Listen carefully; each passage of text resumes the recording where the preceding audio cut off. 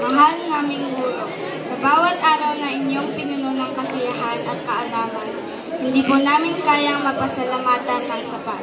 Mula sa aming mga puso, nais naming ipahayag ang aming taos-pusong pasasalamat sa inyong dedikasyon at pagmamahal sa pagtuturo.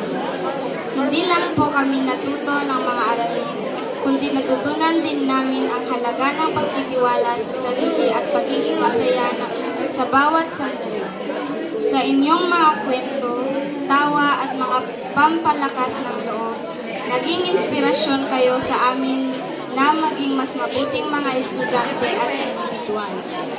Sa tuwing papasok kami sa inyong silid-aralan, pinuno ng enerhiya at saya ang aming mga puso.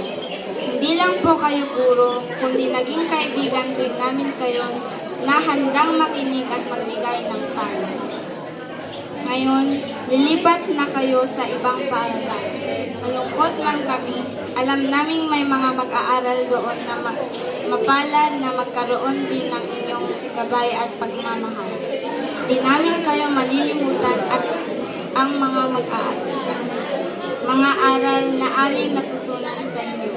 Maraming salamat po sa lahat ng inyong sakripisyo, pag-aalaga at pagmamahal sa amin bilang mga mag-aaral. Kayo po ang tunay na haligi ng aming edukasyon.